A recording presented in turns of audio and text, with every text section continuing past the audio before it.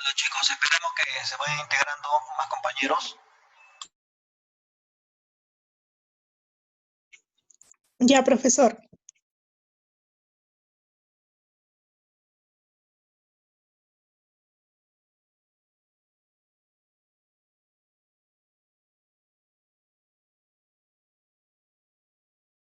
Mientras tanto, voy probando compartir la pantalla. Me avisan si no hay problema, ¿eh?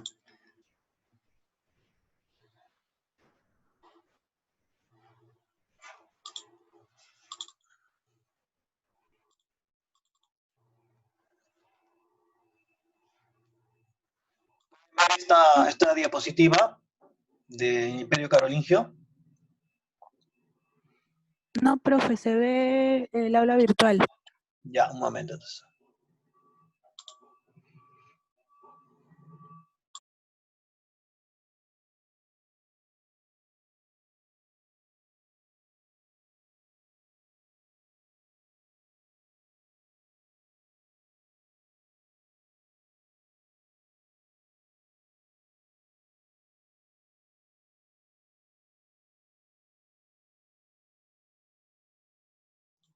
Ahora sí pueden ver. La diapositiva, me refiero. Sí, profesor. Ajá, ahora sí, ¿no? Ay, ¿qué pasó? Un ratito.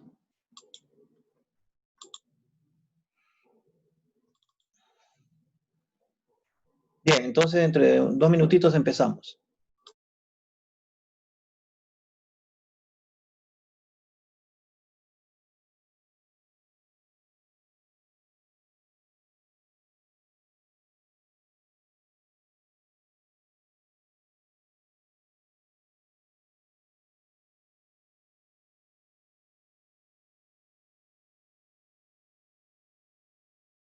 Bien, mientras se van uniendo, porque están entrando de a poco, vamos haciendo una especie de retroalimentación de lo último.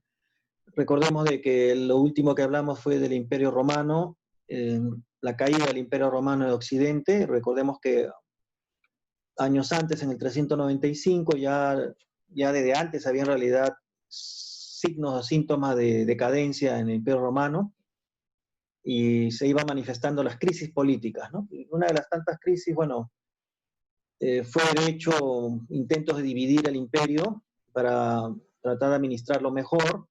Esta decadencia venía también por del desgaste de las instituciones políticas romanas y también por la relajación moral que Roma venía atravesando al estar en contacto con diferentes culturas de la África, del Asia, no porque fueran malas culturas, nada, sino porque la moral romana, recordemos desde los inicios como una comunidad básica era la familia, ¿no?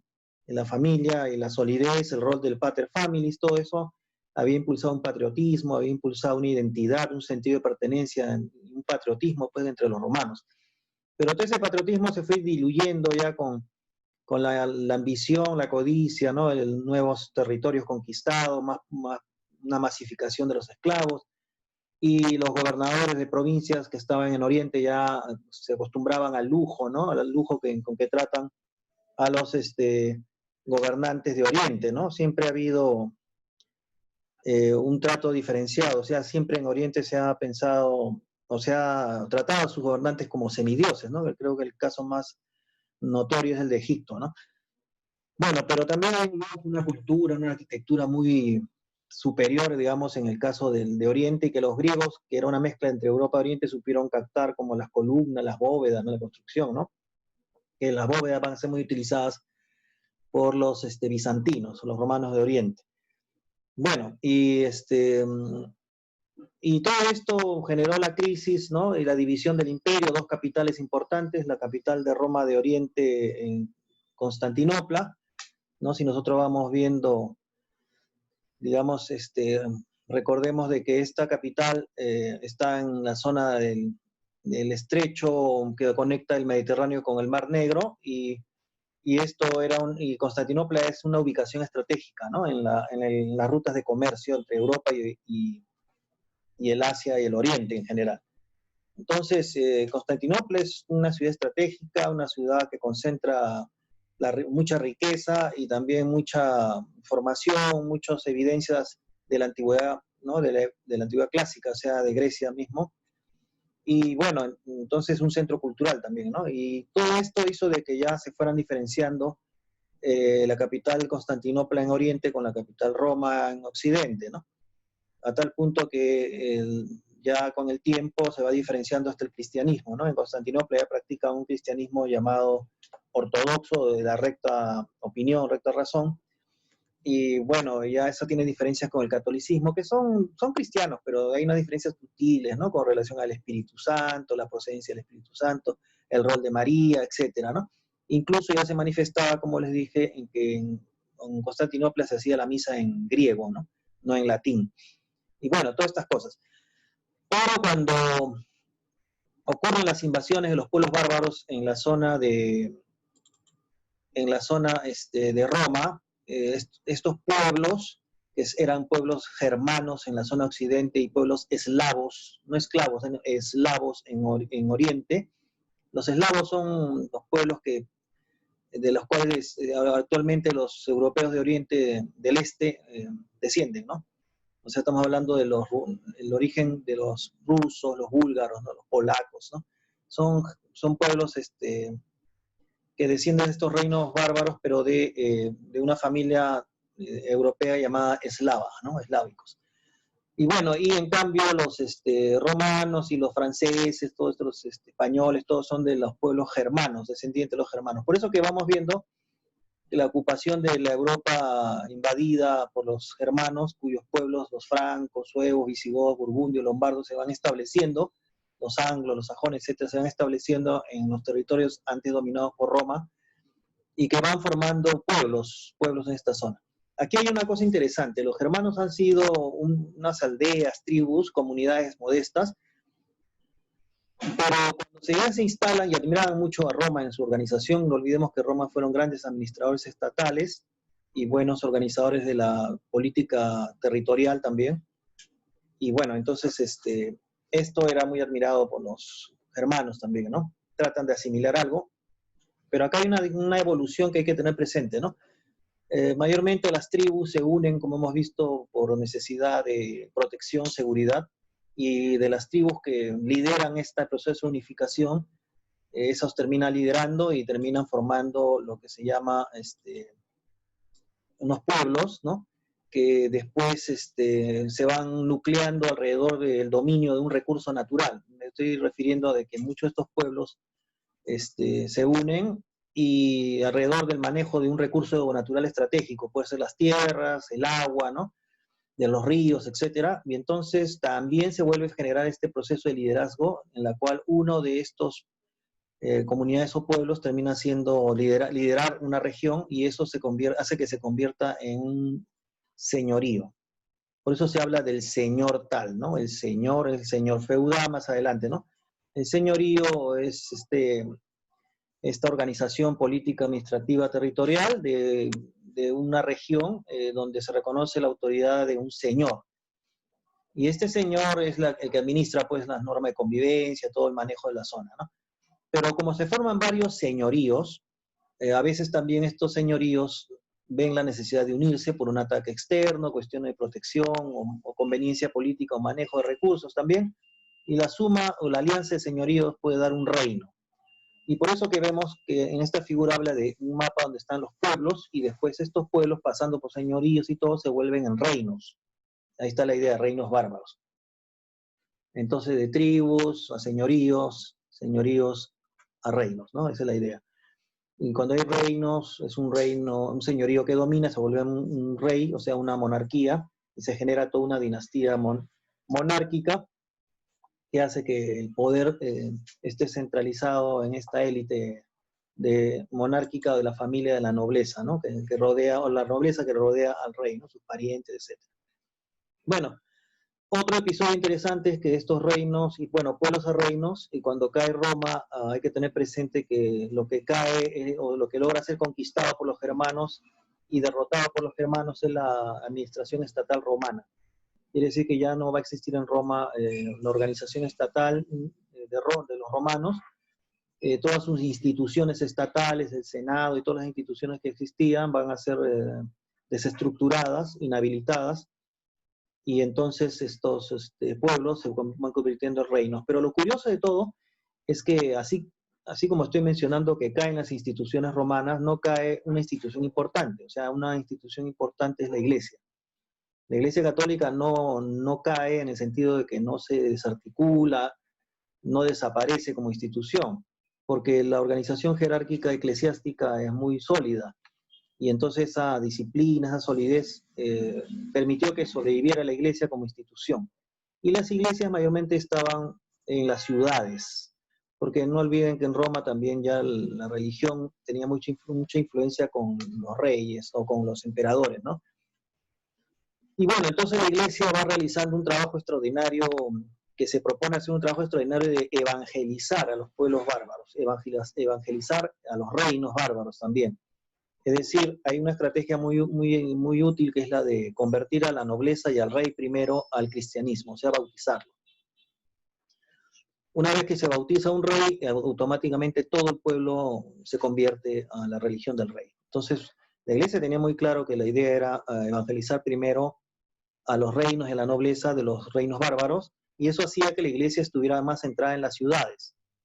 Pero cuando invaden los bárbaros, los romanos, muchos del pueblo, los plebeyos de Roma y de los pueblos romanos, se van yendo asustados, pues perseguidos, se van yendo al campo. Entonces las ciudades quedan medias vacías, pero ahí se instala la nueva nobleza germánica, ¿no? O bárbara. Entonces la iglesia está ahí. En ese trajín y esa tarea política de evangelizar es que la persona del campo, y de ahí viene la palabra pagano, como vimos, pagano significa hombre del campo en realidad, después ya tiene otra connotación, ¿no? Pero pagano es hombre del campo, entonces estos paganos finalmente son dejados de lado, ¿no? O sea, no son evangelizados tan rápidamente como la gente de las ciudades. Por lo tanto, el pagano estaba, muchos de esos paganos no eran solo de origen plebeyo romano, sino también eran del pueblo germánico. Y eso hace de que en el campo, digamos, existan todavía el culto a otros dioses, ¿no? El paganismo, como diríamos.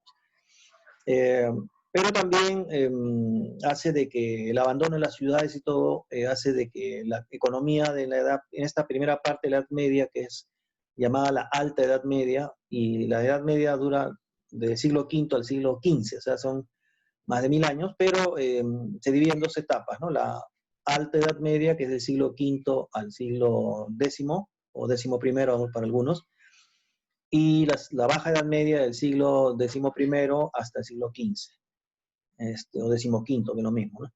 O sea, el asunto es también dos realidades de la Edad Media. Como dije, la división del Imperio Romano en Occidente, o sea, hacia la izquierda de usted, y en Oriente, hacia la derecha, la capital Constantinopla sobrevive. Si ha caído Roma, el Imperio de Oriente sigue todavía 1000 años más, ¿no? Hasta el siglo XV. Pero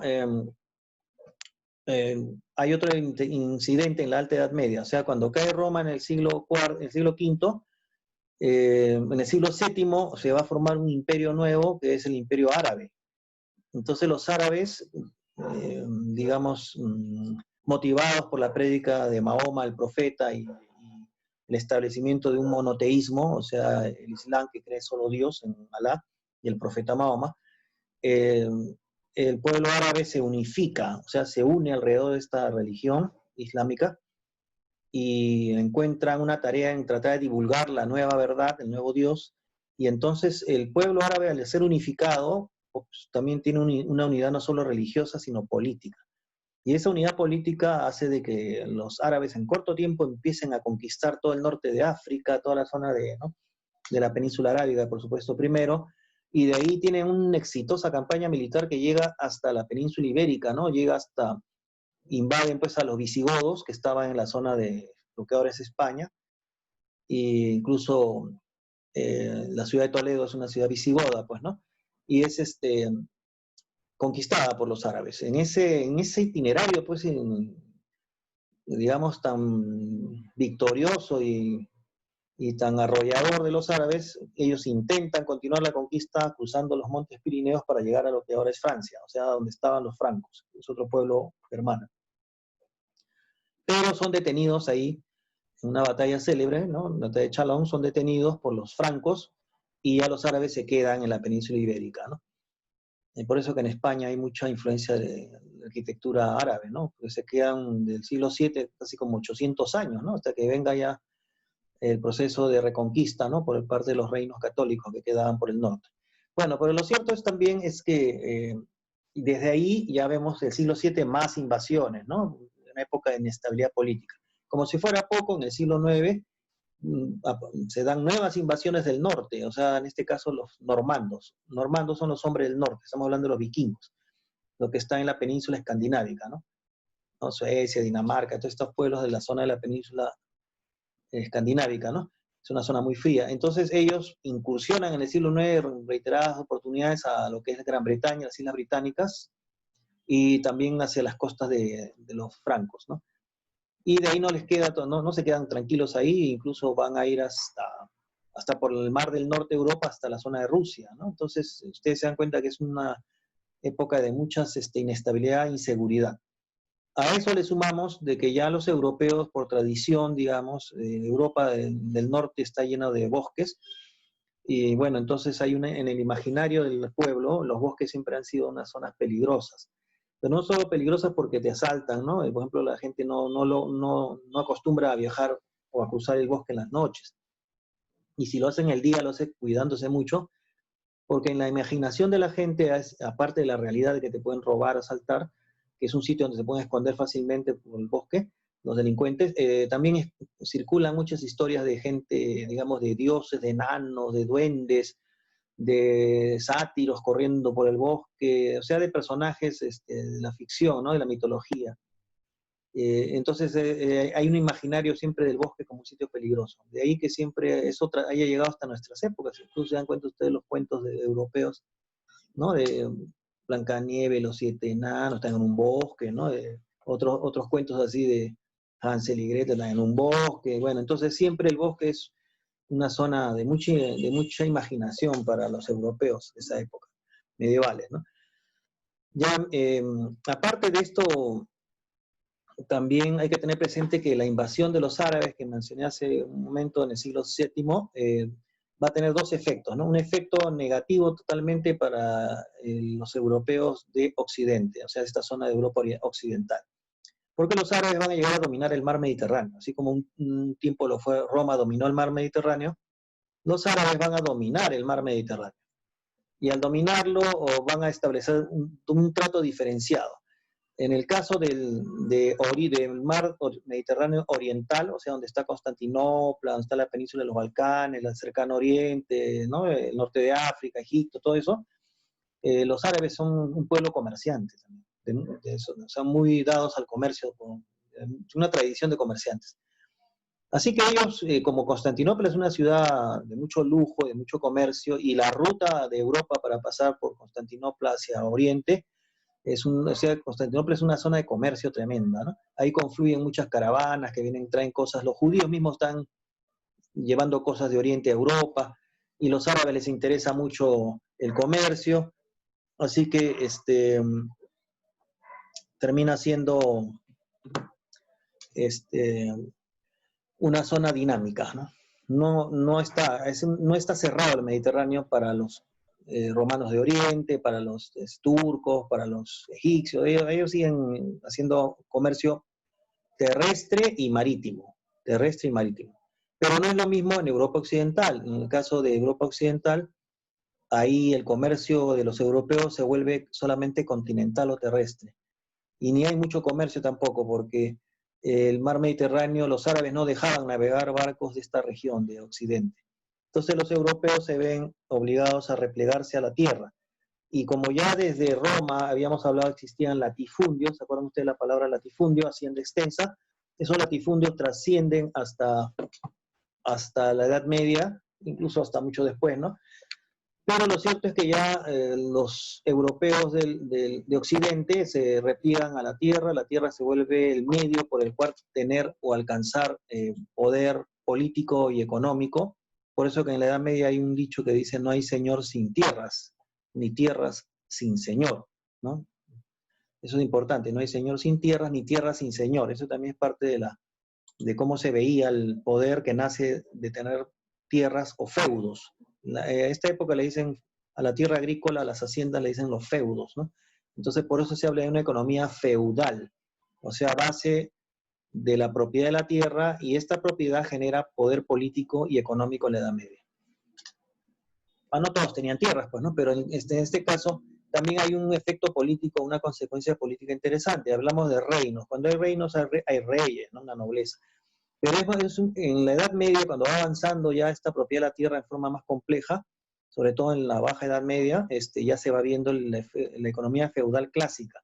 Clásica se refiere a que ya se diferencia nítidamente que en la sociedad medieval existen los reyes, pero con todo el prestigio de su familia aristocrática, de ser descendientes de una nobleza, de reyes, pero estos reyes terminan siendo desprovistos en el sentido del poder central. O sea, un rey podría tener un poder concentrado en él, pero ahora ya no. En la Edad Media resulta que como hay muchos señores con feudos, se vuelven los señores feudales, entonces el rey va perdiendo poder político, y por eso se dice que en la Edad Media hay una fragmentación del poder central del rey. Se fragmenta, como que se atomiza o se fragmenta, y un poco de cada poder político del rey se va yendo en manos de varios señores feudales. ¿Por qué el señor feudal puede tener un poder político?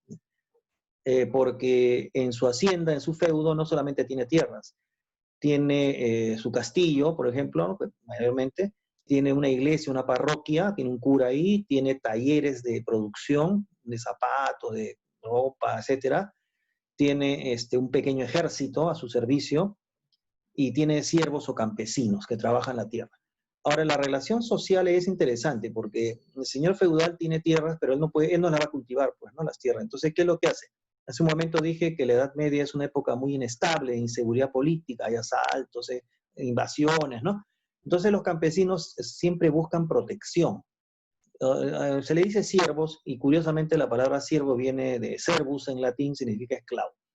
Pero ahora al campesino no se le va a vender ni se le va a comprar, sino más bien se le explota su trabajo cuando el señor feudal le ofrece una parcela de tierra al campesino. El campesino busca protección y el señor feudal se la da. Aquí aparece la figura de la Biblia que continúa, ¿no? Del pastor y su rebaño. ¿Se acuerdan en la Biblia, ¿no? El pastor, en el caso de Jesús, el pastor, y el rebaño es el pueblo. Pero no solamente, cuando ya no está Jesús, la figura sigue, ¿no? O sea, el papa, y el pastor, y el rebaño del pueblo católico, el obispo en Oriente y así, ¿no?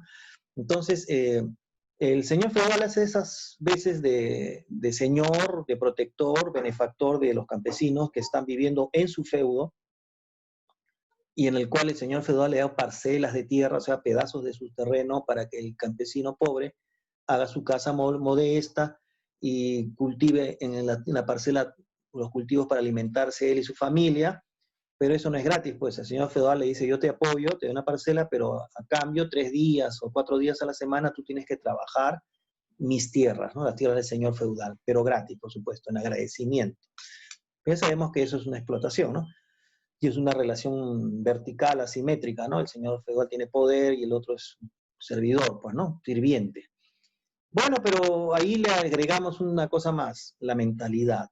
En la mentalidad me refiero, ¿por qué tantos años duró la Edad Media con ese tipo de economía feudal y con ese tipo de relación social de siervo, campesino y señor feudal y vasallos, ¿no? Etcétera?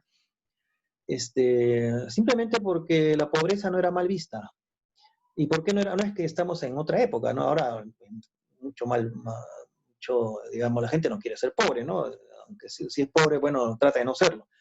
Pero en la Edad Media, mucha gente, los campesinos eran pobres, no eran analfabetos, hasta había reyes analfabetos, ¿no? Pero ya hemos visto lo lo vamos a hablar después, ¿no? Porque las universidades nacen después, en el siglo VIII, ¿no? La universidad nace en el siglo XII, ¿no? Pero las escuelas van naciendo con Carlomagno. Bueno, ya, pero volviendo a esto, la pobreza no es mal vista. ¿Y por qué no es mal vista? Porque la iglesia se encarga de difundir que la vida de Cristo es un ejemplo. Y Cristo era pobre, ¿no? Nació en un pesebre, ¿no? Entonces la pobreza no es mal vista, sino si uno quiere vivir bajo los preceptos del cristianismo, también puede tratar de imitar la vida de Cristo. Y Cristo fue pobre, ¿no? Entonces, con esa mentalidad de que la pobreza es un, digamos, un ejemplo de la vida de Cristo, entonces la pobreza no es mal vista. Eso explica por qué, en cierta manera, la iglesia podía tener tranquilos a los campesinos y los reyes también, porque el pueblo se sentía identificado con Cristo en la pobreza. Por supuesto, eso no significa que no había hambruna, sí había hambruna, había pestes, había momentos de sufrimiento social fuerte, había campesinos mucho más pobres que estaban desprotegidos a veces y estaban deambulando, entonces vendían a sus hijos, porque la esclavitud todavía seguía, pero bien, digamos, soterradamente, había esclavitud. Los árabes seguían siendo esclavistas, en el sentido que iban a las costas y a veces de Europa Occidental y se acercaban y veían campesinos pobres, y los árabes decían, te compro tu hijo, ¿no? Escogían niños, ¿no? Y se los llevaban y les daban algo, pues, ¿no? De beneficios económicos. No dinero, porque el dinero no era muy... En la Edad Media, en este lado de Occidente, hasta la moneda va desapareciendo porque todo se vuelve economía rural. Acabo de decir que los feudos tenían talleres de producción y esos talleres de producción abastecían de jabones, ropa. Entonces la gente ya no necesitaba casi dinero, sino que lo pagaba con su trabajo, etcétera, dentro del feudo, ¿no? A veces, bueno, entonces los árabes también impulsaban un poco la esclavitud. Es una época difícil, pero lo curioso es de que no eran tan infelices, como vemos con la lectura de Eco. Ustedes habrán visto que la gente cree que Dios está en todos lados, ¿no? O sea, es una visión casi panteísta. Pan significa todo, teo, Dios. O sea, Dios está en todos sitios, en las plantas, los animales. Entonces, un campesino modesto, que no ha cultivado, pues, digamos, no tiene una educación superior, entonces, o una educación, digamos, formal, sino una educación de su casa, ¿no? Él es un campesino que está feliz, ¿no? Dentro de lo posible, si tiene una parcela, tiene para comer, él está agradecido. No ve mucho, pero ha habido, por supuesto, movimientos también, ¿no? A veces en protesta por el abuso, pero estamos viendo, tratando de responder por qué la Edad Media dura más de 1000 años, ¿no? O sea, cómo la gente puede estar tan tranquila 1000 años viviendo así, por la mentalidad también, de cierta forma, ¿no? Pues les digo, la pobreza es virtud. A eso la iglesia le va sumando la crítica a la usura. La usura es esto de que se les adjudicaba mucho a los judíos, o sea, ser prestamistas de dinero, ¿no? O prestamistas para después cobrar intereses. Mejor dicho, lo que hacen los bancos ahora, ¿no? Te dan una tarjeta, te endeudas, después estás pagando, ¿no? Y te cobran intereses. Es usura en realidad. Pero en la Edad Media, la usura es mal vista, ¿no? La iglesia se encarga de censurarla. Eso también tiene sus implicancias. Ustedes saben que el comercio se mueve moviendo productos de aquí para allá y vendiendo mercancías en las ferias, ¿no? Entonces el comerciante se enriquece. Pero si no hay moneda mucho, entonces el comerciante casi no está muy motivado en esta zona. Eso hace que la economía se quede también un poco rural y estancada y media, pues, en trueques, intercambios. Por eso que cuando el comercio regrese con fuerza en el siglo XIII, o sea, en la Baja Edad Media, hay lo que se llama una revolución comercial en Europa, en toda Europa, porque también se da con mayor, en forma más ágil la ruta de la seda, que es una ruta terrestre que une Europa con Asia, con China, ¿no? Con toda esa zona. Y esa ruta de la seda, pues, es recorrida por los judíos, los árabes, llevando mercaderías. Y entonces se hace mucho más dinámica la economía. Ahí vuelve a aparecer la moneda, pues, ¿no? El banco, empieza a aparecer el sistema financiero, todas esas cosas. Pero estamos hablando de la primera parte, que es la Alta Edad Media. Y por eso que todo esto se va viendo empobrecido, ¿no? Digamos, empobrecido, pero la gente contenta, en promedio, digamos, pues, ¿no? No vamos a decir que toda la gente, ¿no? Estamos diciendo de que, ¿por qué dura 1000 años? Pues, ¿no? O sea, si hubiera sido tan horrible, ya la gente lo hubiera dejado, ¿no? Hubiera hecho una revuelta de algo, pues, ¿no? Pero por lo visto había una mentalidad que ayudaba a que se mantenga. Esto es importante. Ahora, a nivel de la nobleza y el pueblo, también había otro elemento mental, un elemento mental, digo, o sea, un pensamiento que les ayuda a proseguir en este tipo de vida, que es la lealtad y la obediencia. Eso viene de la iglesia también. La iglesia, como tiene una disciplina de lealtad y obediencia y jerarquía, alto clero, bajo clero, y dentro de esa jerarquía, pues tienes que obedecer, ¿no? Tu nivel de jerarquía dentro de la iglesia, y hay la obediencia a la palabra, etcétera. Entonces, eso se transmite. Y en la Edad Media los reyes también buscaban súbditos obedientes y leales. A esos súbditos obedientes y leales le llama vasallos. Aquí vamos a hablar un poco de eso entonces, ¿no? Los vasallos. Aquí es importante tener presente de que en la mentalidad la lealtad y la obediencia es valorada y hasta hay ceremonias para jurarla, ¿no?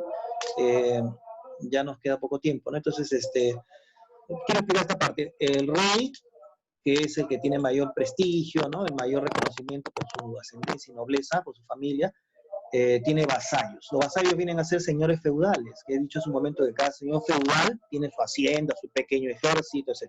Entonces el rey cuando necesita, digamos, necesita mucho de los señores feudales, por lo que tienen ejércitos que sumando, sus ejércitos van haciendo un ejército de la región, que el rey quiere pues utilizar, entonces le pide a los vasallos que hagan ceremonia de lealtad, ¿no? Entonces hay una ceremonia, el homenaje, donde el señor feudal se convierte en vasallo del rey, por ejemplo, pues se arrodilla, ¿no? Y el, wow, escuchando este vendedor, pero se mete sin madre, ¿no? Bueno, ya. Entonces el señor feudal se arrodilla y el rey le pone la espada en el hombro y le hace jurar lealtad hacia él.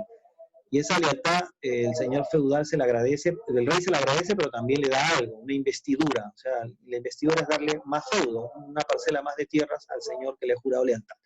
Pero ese juramento de lealtad va siendo repetido a niveles de lo más alto con el rey hasta entre los mismos señores feudales, porque un señor feudal que es poderoso puede hacer jurar a otros señores feudales de menor poder lealtad hacia él. Entonces, a un vasallaje, se llama así. Y ese vasallaje significa una cadena, pues, de lealtades y obediencias. Cuando digamos, señor feudal tiene un problema fuerte, una invasión de otro pueblo, le pide a sus vasallos que le han jurado lealtad que lo ayuden y unan sus ejércitos con él para defenderse. Entonces, estas son alianzas, pues, en el fondo. Y a eso hay que sumarle, digamos, de que en esa mentalidad de obediencia y lealtad se va diseñando las relaciones sociales. Por eso que el historiador Rubí, que es un medievalista, aparte de Eco hay otros medievalistas, que por ahí voy a subirles una lectura, él dice de que la Edad Media es un estado mental, ¿no? Un estado mental, donde la gente de hecho cree en la lealtad, la obediencia y en la palabra. Entonces, eso no significa que no haya canallas ni sinvergüenzas, siempre ha habido y va a haber, ¿no? Pero en general, la gente ve con buenos ojos de que exista la lealtad y la obediencia. Y además la iglesia impulsa eso, pero además la iglesia en la Alta Edad Media, aparte de ir convirtiendo a los reyes, tiene un problema de que los bárbaros son muy violentos, les gusta mucho, incluso si no están en guerra, les gusta hacer torneos bélicos, ¿no? Y esos torneos bélicos a ellos les fascina, entonces la iglesia siempre pretendía reducir los niveles de violencia, les hace hacer juramentos, por ejemplo, para no guerrear algunos días a la semana, es decir, pero nunca pudieron quitarle el espíritu belicoso a los bárbaros, ¿no? Pero sí se redujo, ¿no? Porque la idea, de ahí viene la idea del caballero, ¿no? El caballero, ¿no? Un caballero. Entonces el caballero es el que tiene honor, lealtad. Entonces la iglesia comienza a difundir ese tipo de relaciones sociales en base a todas estas imágenes, imaginarios de nobleza, caballero, vasallo, lealtad, obediencia, para que poder influir en la convivencia social. Bien, entonces, esta es la parte importante. Ustedes van a leer aquí que ya en la separata, en la diapositiva, incluso estamos hablando todo esto, lo pueden ver. Los pueblos bárbaros tenían sus costumbres también, pero van asimilando mucho de los romanos, pero aún así, por ejemplo, mantienen algunas de sus costumbres en la convivencia social. El hecho de hacer juicios de Dios le llaman ordalías, ¿no? Los germanos tenían costumbre de reunirse en asambleas, eso le llaman asambleas. En esas asambleas de la comunidad germánica o bárbara, se trataba muchas cosas, ¿no? O sea, no solo se trataba de asuntos del Estado, ¿no? Sino también se trataba de gente que venía a reclamar que un vecino le había invadido su terreno o que había matado sus animales. Entonces eran líos domésticos, se llama eso, ¿no? Líos, resolver temas domésticos. También hacían eso. Y hasta Carlomagno hacía sus reuniones en asambleas, que era una costumbre germánica o bárbara. Y bueno, habían pues formas de resolver controversias, ¿no? Pero no eran muy civilizadas, ¿no? Por ejemplo, ¿quién dice la verdad? Si dos están acusándose, ¿no? De que yo robé, no, tú no robaste, sí, bueno, para saber quién dice la verdad, hagamos una prueba de Dios, ¿no? de los juicios de nuestros dioses. ¿Cuál era? Un recipiente con aceite hirviendo y un objeto al fondo. Los dos meten la mano y sacan el objeto. Por supuesto, metes la mano en un recipiente de aceite hirviendo, te vas a quemar. Los dos se queman el brazo, los dos que están... Pero la señal de quién dice la verdad es quién cicatriza sus heridas primero. Como ven, es una garantía de la verdad del asunto, ¿no? Pero eran costumbres de ellos. Casi eran pruebas de resistencia, ¿no? El que decía la verdad tenían la idea de que podía resistir más, ¿no? La mentira te iba a debilitar en un momento. Son imaginaciones, ¿no? Pero así es, no, la imaginación no se ha ido del ser humano, sigue, ¿no? Y ahí vamos a ver que en los francos, que es lo que están en Francia, va a haber dos dinastías, una más antigua que otra. La primera dinastía es los merovingios y la segunda es los carolingios, que son los Carlos. Es en la segunda donde va a estar Carlomagno, ¿no? Que va a ser todo un emperador cristiano, ¿no? Guerrero cristiano. Carlomagno no sabía leer ni escribir, ¿no? Pero sin embargo era un hombre con mucho juicio, mucho sentido común, ¿no? Y sabía decidir también a favor de su pueblo. Entonces era muy querido en ese sentido, pero lo que más resalta es que Carlomagno era un gran guerrero, un extraordinario guerrero, y tuvo que asistir y defender al papado en la época, llevando sus ejércitos hasta la zona de Italia para defender al papado de las invasiones de los pueblos del norte, que eran los lombardos, eran otros, ¿no? Y entonces el Papa ve que Carlomagno es un defensor de la Iglesia, ¿no? Y del Papa. Entonces el Papa reconoce, aparte que es cristiano, entonces lo que hace el Papa es coronarlo emperador, ¿no? Lo curioso de este asunto es que la coronación de Carlomagno, hecha por el Papa León, ¿no? III, es una ceremonia con objetos que vienen de Roma, o sea, una corona romana, símbolo de poder de Roma. Lo curioso del asunto es que Carlomagno es descendiente de los bárbaros, o sea, los pueblos que habían vencido a los romanos, y que ahora con los siglos posteriores, 300 siglos después, un bárbaro era coronado emperador con los símbolos de poder de Roma, ¿no? Entonces, algunos decían que era como un resurgimiento de Roma, pero no era así en realidad, ¿no? Carlomagno era un franco, pues no era un romano de nacimiento, pero sí era cristiano. Entonces los árabes le tenían mucho respeto porque Carlomagno era analfabeto, pero no era un tonto, ¿no? Cuando iba a guerras, porque tuvo que ir a hacer varias guerras para defender las fronteras de los francos, fue sanguinario, ¿no? O sea, era conocido como un guerrero exitoso, pero además sanguinario e implacable, ¿no? Entonces, hacía la guerra, pues, ¿no? Entonces consigue el poder con quien da más miedo también. Era respetado en eso. Hay un hecho interesante, cuando el Papa le pone la corona a Carlomagno se va a generar el primer vínculo de fricción o de tensión de poder político entre la Iglesia y el rey, en este caso un emperador. El emperador sale de los reinos, ¿no? O sea, ya es el que gobierna varios reinos, viendo nuestra lógica que estamos hablando de tribus, señoríos, reinos y emperador, ¿no? Así. Bueno, entonces para finalizar, porque ya me gana el tiempo, esta tensión entre la iglesia y el emperador, ¿no? El hecho de que con el tiempo, a raíz de esa coronación, más adelante, en los siguientes siglos de la Edad Media, siempre va a haber una tensión de quién coloca al emperador o al que gobierna, ¿no? O la iglesia coloca al emperador, o el emperador se coloca él mismo como emperador y somete a la iglesia en su poder. Entonces hay una tensión de poder que se llama regalismo, la tensión política entre la iglesia y los emperadores o reyes. ¿Ya? Ese es un problema constante, ¿no? El Papa en la Edad Media no solamente tiene poder religioso, como estoy diciendo, se dan cuenta, él corona reyes, son operadores, por lo tanto es poder político. La iglesia, pero ese es el alto clero, ¿no? El que está al lado del Papa, etc. El bajo clero es el que está en las parroquias con el pueblo, ¿no? Entonces hay todos esos detalles que hay que tener en cuenta. Esa tensión entre la iglesia y los reyes va a ser hasta mucho tiempo después, varios siglos después va a continuar. Va a ser motivo de mucha tensión política con el papado, sobre todo. Y el papa en esta época tiene un ejército también más adelante, ¿no? O sea, el papado también tiene su propio ejército. Son épocas diferentes, pues, ¿no? Bien, antes de terminar, lean la lectura que les he subido un libro de Henry Pirene, he puesto indicaciones en la semana 11, por favor vayan leyendo esa lectura y en las páginas que yo he señalado en las indicaciones, ¿no? De página 18 a tal, por ejemplo, páginas del libro, no son páginas del PDF, sino el PDF abren el libro y ahí van a ver dentro de las hojas del PDF el número de página. De tal página a tal página leen porque son las tesis que Henry Pirene desarrolla para explicar la Alta Edad Media. Son como 15, 14 tesis, en donde él va explicando cada una de ellas, ¿no? Cómo es la economía y la sociedad en la Alta Edad Media. Ese va a ser motivo de control de lectura, así que vayan leyéndolo. Y también les aviso que va a haber otra lectura más para hacer el cuarto control más adelante, y también la idea de que me pidieron grupos, trabajo colaborativo muchas veces, y vamos a hacer, esta semana yo les aviso, utilizando un recurso del sistema Moodle, de la plataforma que usamos, que nos permite hacer